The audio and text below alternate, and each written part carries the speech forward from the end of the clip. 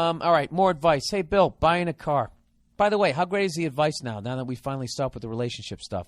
I'll eventually come back to it, but, I'll give you guys moronic advice on everything. And once again, you're on your own, okay? I'm not an expert on any of this. All right, buying a car. Dear Bill, I'm a 19-year-old Taekwondo instructor and full-time student in Queens College. I live in blah, blah, blah, blah, blah, and my dojo, is that how you spell dojo? D-O-J-A-N? Dojan? I don't know. I'm going to say dojo because that's what I've always heard. Dojo and college couldn't be farther apart. I recently bought a Mazda Protege year 2000 from my aunt. Oh, God. Never buy a box from a relative. It's never going to end good. I don't like the way this is going already.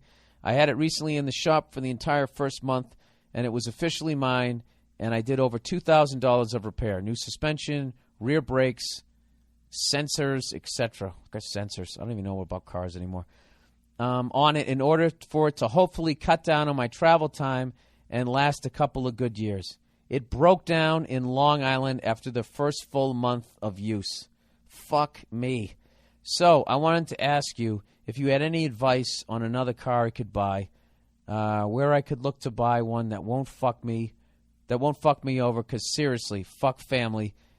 And any tips you could give me on saving for the car would be greatly appreciated. Yeah, dude. I don't know what it is about family. It's like they love you and they have your back, except when it comes to selling you a car, because they will fuck you over. I saw it when I was a kid. I don't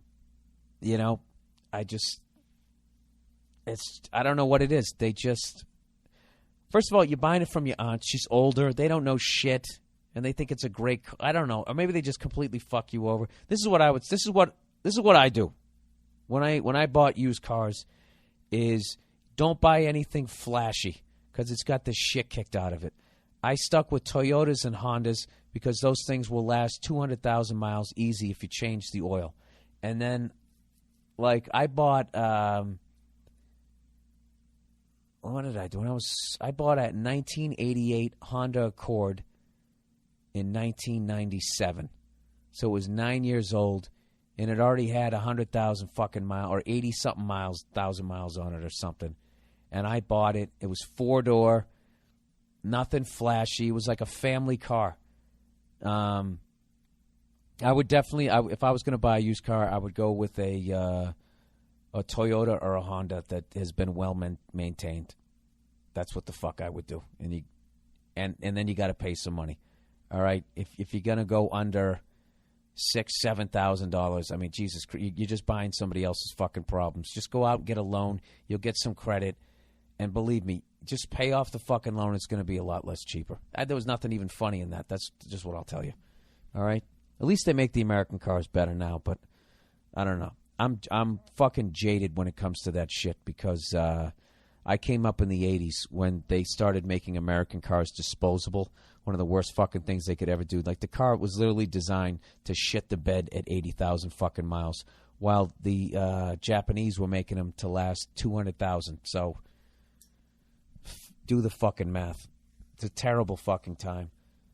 Oh, my God, that was such a terrible time. And then they shrunk down Cadillacs to make them the size of a Chevy Citation. Dude, I know I bring up this car all the time. The fucking American cars, I don't know what happened to them. They made, during that period, they, like those cars, like when I watch those auctions on TV, there's no cars from the fucking 80s that are American. The only thing you'll see like the Buick Grand National. There's one that was the top of the line one that like to this day can beat most cars. You know, just a fucking badass looking car. And that one has retained its value. There's very few. But, like, I don't even know what a fucking Impala looked like in the 80s. No one gave a fuck. But Impalas from the early 70s all the way back to, like, 1958 and 59. Everybody loves them. I don't know. So they made this Chevy Citation, and they forgot to put the fucking radio in. So they had to turn it, like sideways. I'll try to put a picture of that up on the website. But, I don't know. Yeah, that's my advice, dude. I would go with a Toyota or a Honda. and I would pay like $7-8 for the fucking thing, and I would buy it off somebody. And don't be afraid if it has like 100,000 fucking miles on it, because if somebody maintain it, that thing can go 300,000 miles. You know, that's what I would do.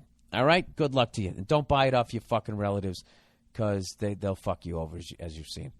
All right, there you go. That was like a public service announcement there. Advice. Hey, Bill, I love your comedy. Really love your podcast. I look forward to it every Monday. All right, it gets me. Jesus Christ. Okay, I want to ask you some questions. Well, ask it.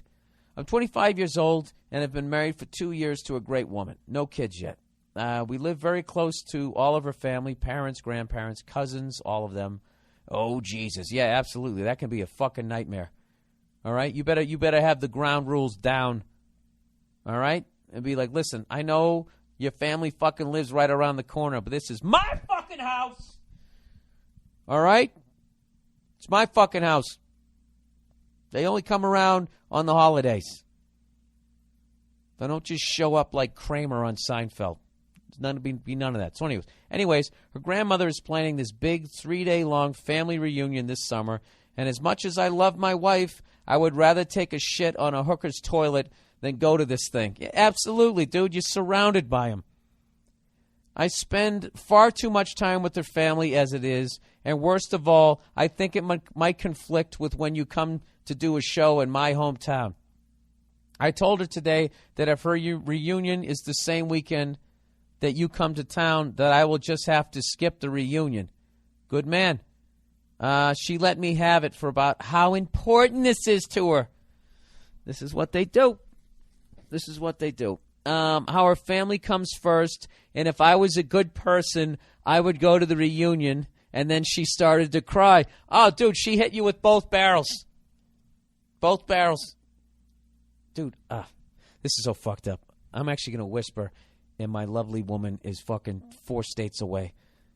I had this argument fucking a week ago. All right? Oh, my God. You got to get to the post. You got to get to the mailbox first and look for those fucking wedding invitations. All right? And you get that, and you just rip it up and fire it over the fucking fence. All right? I didn't do that. All right? I saw it. I knew it was an invitation. And she gets this fucking invitation to go to a goddamn wedding. All right? In the middle of fucking nowhere. All right? And I said, I'm not going. I'm not going. And then she starts telling me how important these people are to her. And I said, give me a fucking break. They're important to you? I've never heard you say their names. I don't even recognize these names. How can this be important? How can they? And then she starts saying, she just did the exact fucking same thing, short of the crying. You know, I would think that you would want to go with this to me. This is important and blah, blah, blah. It's like, sweetheart, I spend my life in airports on airplanes. I don't want to go to an extra fucking thing. Okay? Tell them to put it on Skype and I'll sit there and watch it with you. I don't want to fucking go to it. All right? So, let me ask, do we ask them to go to any shit? Like, I would never drag my girl to a football game. She hates it. But I said, this is really important to me. And if you were a good person, you'd go and tailgate and get drunk with me. It's fucking ridiculous. I don't want to go. So anyways, and then she started to cry. He said, I have got a lot of this shit since I got married. Yeah, I could tell you that, dude, because you're 25. You know? You're 25. If you're 25 and you get fucking married, a woman is going to be 10 years beyond you just knowing how to fucking roll over you in a relationship. But not all is not lost. All is not lost. Let me finish this. If anything happens in her family, I have to be there, even if it's as small as her cousin graduating from the 3rd grade. I'm sick of it. I mean, I really hate doing stuff like this. She knows I don't like it, but if I was just to flat out tell her I hate it, it would break her heart. All right, so you're a decent guy, okay. I would hate to do that because she's my wife and I love her. All right, so you're a good guy. Thinking about her, okay. Oh, and I see my family about once a year since they live on the other side of the country. She just doesn't understand that I did not grow up in a family where we spend a ton of time together. So shit life family reunions doesn't mean that much to me.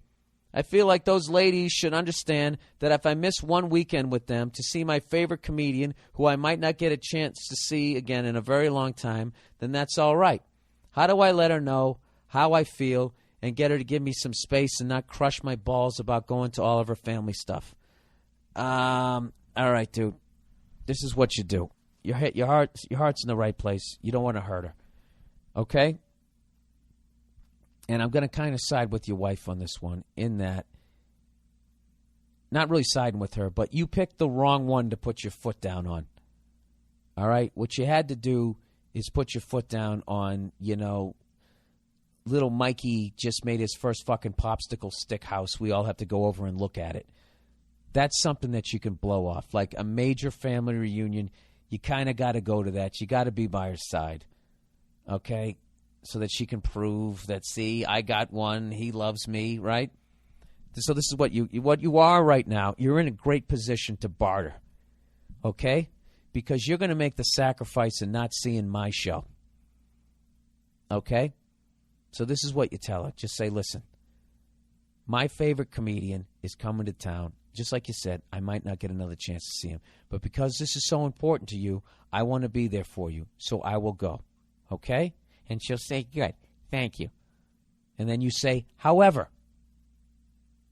All right? And this is when you barter. And just say, all this, now I don't know how to say this eloquently.